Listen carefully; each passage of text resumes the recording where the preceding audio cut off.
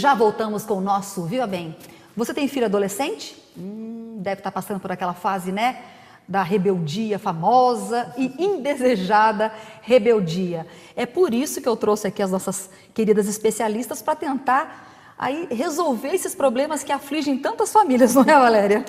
Bem, assim, não sabemos se nós vamos resolver, né? Mas existem algumas formas de minimizar algumas técnicas. Assim. Existem algumas alternativas. Por que os adolescentes, eles são assim tão impulsivos?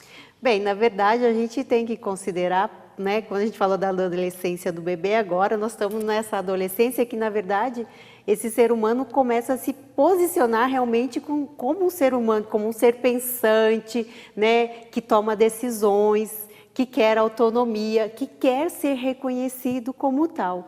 E é muito difícil para os pais, muitas vezes, entenderem. Administrar tudo isso, né? É um novo adulto dentro de casa, né? Eles se acham um novo adulto? Sim, né? Mas é a fase que a gente tem que começar a deixar ir, né? E a gente tem dificuldade nessa fase. Muitos pais, né, não conseguem fazer essa transição do Fundamental 2, por exemplo, para o ensino médio, é uma transição que os pais, não que os pré-adolescentes, adolescentes não sofram, porque é como se ele se descaracterizasse. Ele já não sabe mais quem, que é um misto de emoções, mas ao mesmo tempo ele sabe que ele não quer.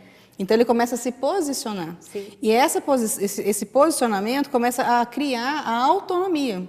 Ele começa involuntariamente, né? Ele vai desbravando a família dele, todos que estão à sua volta, para fazer isso. E olha, aí tem um ponto que eu acho muito importante, que é assim, hoje em dia a gente ouve muito falar, eu sou amigo do meu filho, eu sou amiga da minha filha. Eu acho que não é bem por aí, a gente não tem que ser amigo, tem que ser pai amigo, ou mãe amiga. Na verdade, é preciso deixar muito claro isso. Família é uma estrutura hierárquica. Exatamente. Né? E assim, não dá para você ser o amigo do seu filho no mesmo nível do amigo dele. Porque se você for amigo dele no mesmo nível do amigo, você não tem como exercer o seu, vou chamar aqui de poder, né? Essa hierarquia que é de educar, de direcionar, de dar exemplos, de dizer o que é certo, o que é errado. Porque como um amigo, ele vai estar de igual a igual para você. Como que daí vai haver o respeito, né? Como vai ter a questão da escuta. Agora, como pais, a gente pode ser amigos como? A gente pode ser amigos a partir do momento que a gente consegue ouvir nossos filhos hoje. Porque muitos pais hoje em dia não escutam seus filhos. Nada, é zero a escuta. Quer dizer, hoje em dia, eu estava lendo, nós não temos mais pais emocionalmente disponíveis, mas sim pais digitalmente distraídos. Sim. Não é? Sim, é aquele pai que está o tempo todo no smartphone. É porque isso não acomete só as crianças que têm um acesso muito cedo a esse tipo de tecnologia, e aí ela tem, né, um conhecimento maior com relação aos estudos que estão sendo feitos em cima disso, de prejuízos, né, vamos assim dizer. Mas isso envolve os adultos também. E como a gente estava falando lá atrás, por exemplo, da criança, que tudo que você está desenvolvendo ali, toda aquela fase de desenvolvimento emocional, de linguagem, raciocínio, memória, de motora que estava sendo trabalhado, e o limite continua para a vida inteira.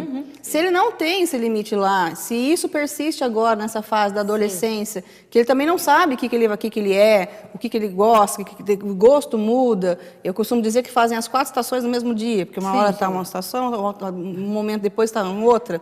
Isso muito em escola, esse movimento é muito grande.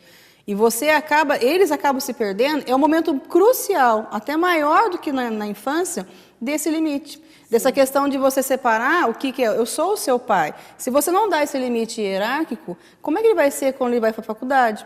Como é que ele vai ser com os outros no relacionamento em grupo, como ele no vai trabalho? respeitar outras autoridades. Exatamente. Porque a gente trabalha a vida hierarquicamente. Então, é onde a gente vê adolescentes afrontando a polícia, né, afrontando... Quando entra para trabalhar, não consegue respeitar o horário de trabalho.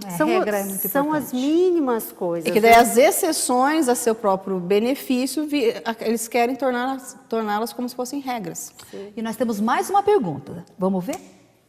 Olá, eu sou Eliane, mãe do Gabriel de 13 anos e o Matheus de 8.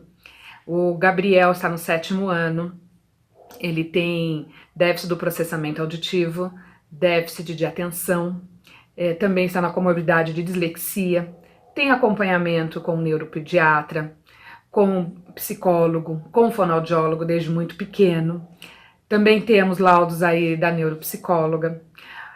Enfim, ele tem todo o aparato. A escola também contribui, mas ele tem dificuldades com a leitura.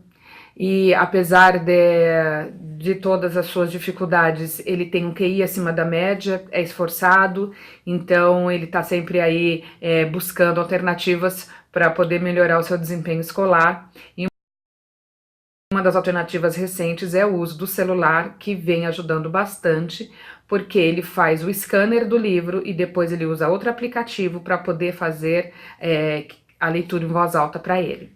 Então, apesar de ser uma ótima estratégia, dá para ele autonomia de estudo, mas o meu medo é que isso venha o afastar ainda mais da leitura. Então, eu queria a opinião de vocês sobre o tema.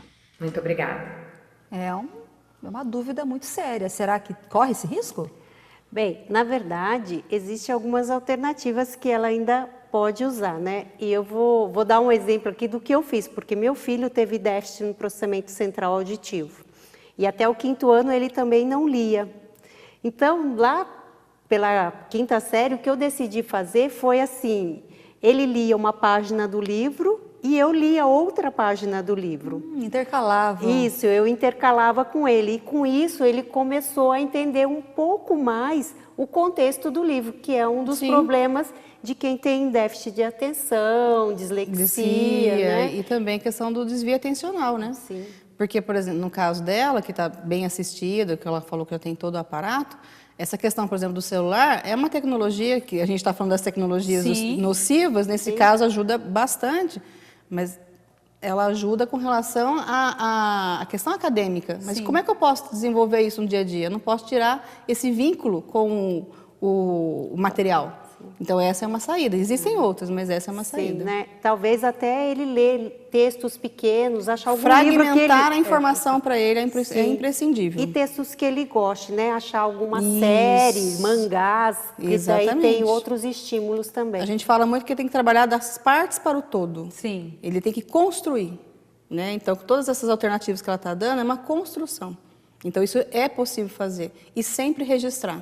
Leu, seja quanto for, registra, discuta, porque isso vai fixando na memória dele. Perfeito. E depois do intervalo, a gente vai falar sobre as dicas para cuidar dos pais também, né?